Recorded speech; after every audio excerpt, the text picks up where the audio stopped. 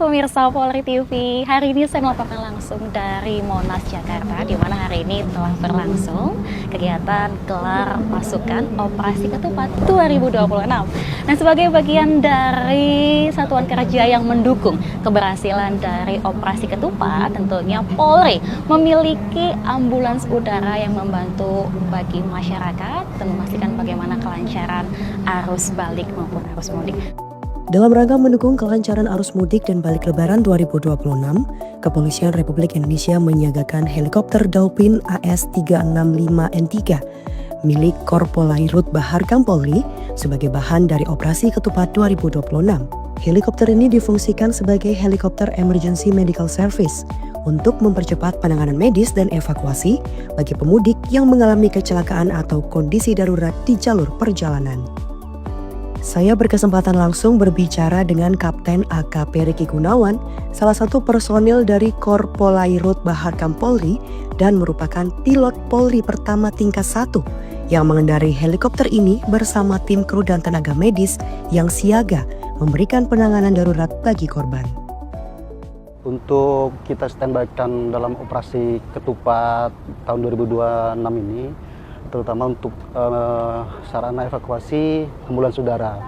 Tentunya bertujuan dan fungsinya ini sebagai sarana evakuasi medikal udara atau helikopter emergency medical service.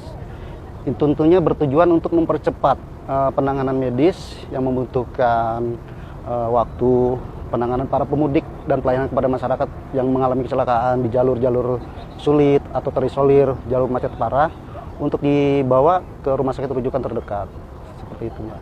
Baik, Kapten, dalam Operasi Ketupat ini, Kapten, boleh sampaikan titik mana saja yang akan dijangkau oleh helikopter ini, Kapten?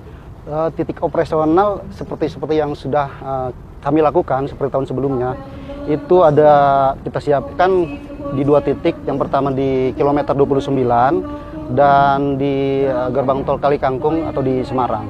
Itu ada 1 unit masing-masing 1 unit Bolko sebagai ambulans udara juga untuk melayani para pemudik atau masyarakat yang mengalami kecelakaan di jalur-jalur tertentu, membutuhkan waktu untuk penanganan. Kita bisa bawa langsung untuk ke rumah sakit rujukan terdekat di sana. Berbicara mengenai penanganan, bagaimana sebenarnya mekanisme penyelamatan jika terjadi insiden, Kapten, mungkin dalam arus mudik atau balik? Tentunya mekanisme kita ada standar operasi prosedurnya, Mbak, ya.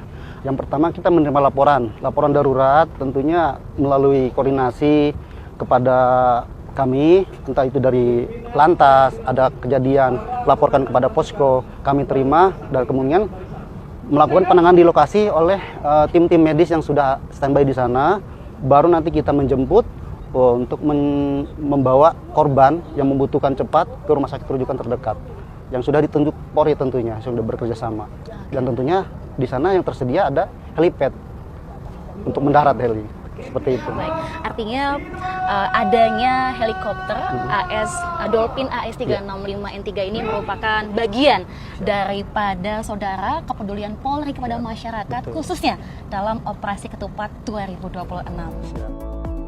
Selain didukung pilot dan kru penerbangan, ambulans udara Polri turut dilengkapi tim medis profesional beserta berbagai peralatan kesehatan modern seperti monitor pasien, defibrilator, dan ventilator yang memungkinkan penanganan darurat dilakukan secara cepat selama proses evakuasi menuju rumah sakit rujukan.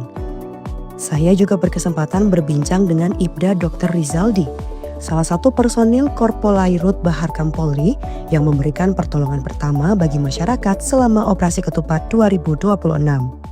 Boleh disampaikan, Dokter, bagaimana mekanisme penyelamatan atau hal pertama yang dilakukan oleh tim medis ketika menangani masyarakat yang butuh bantuan? Silahkan. Baik, terima kasih, Mbak ya.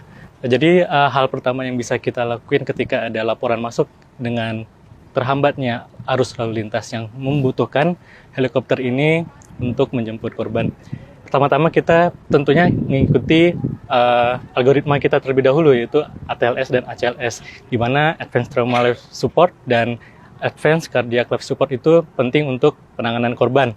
Jadi di alat-alat di heli ini sudah lengkap, mulai dari airway-nya, jalan nafas, breathing-nya, cara untuk korban bernafas, dan nanti sirkulasinya apabila ada penurunan tensi atau enggak masalah di sirkulasi darahnya. Dari airway ini yang perlu kita bisa lihat, kita dari monitor ini sudah lengkap, bisa kita lihat juga saturasi oksigennya, tensinya, dan nadinya itu bisa kita lihat semua. Terus untuk penanganan keduanya yang perlu kita periksa adalah breathingnya. Itu kita bisa suction terlebih dahulu sebelumnya apabila ada hambatan di jalan nafas. Ini alatnya bisa dilihat yang sebelah sini. Boleh kita naik langsung nih? Oh boleh, Dokter? silahkan. Oke, saya akan coba masuk pemirsa Polri TV secara langsung di helikopter milik Polri ini. Ya. Ini yang tadi yang sebelumnya saya jelaskan, ini adalah monitor dan defibrilator. Jadi di monitor ini kita bisa lihat semuanya, dari nadinya, tensinya, saturasi oksigennya. Nah, setelah itu alat ini juga bisa kita gunakan untuk sebagai alat kejut listrik jantung, kejut jantung. Baik, kemudian untuk breathing kita juga dilengkapi dengan ventilator. Ventilator di sini yang bisa membantu pernafasan apabila pasiennya tidak adekuat dalam bernafas. Ini ada ventilatornya dan di sini tempat oksigennya disimpan yang di bawah. Nah, setelah itu apabila breathing sudah kita amankan, kita masuk ke circulation. Circulation juga termasuk dari alat ini dan ini ada syringe pump. Jadi di sini kita bisa mengatur bagaimana obat yang kita masukkan secara tepat seperti itu. Baik, cukup terima kasih Ita Dr. Rizaldi untuk waktunya dan juga penjelasannya. Pemirsa Polri TV, demikian tadi perbincangan saya langsung bersama dengan Kapten AKP Ricky Gunawan dan juga Dr. Rizaldi terkait dengan helikopter milik Polri yang digunakan untuk mengoptimalkan keberhasilan dari operasi Kepolisian Terpusat 2026. Tentu ini menjadi bagian bagaimana Polri dengan serius hadir untuk masyarakat sebagai pelindung pengayom dan juga pelayanan baik untuk masyarakat. Terima kasih dan salam Trivisi.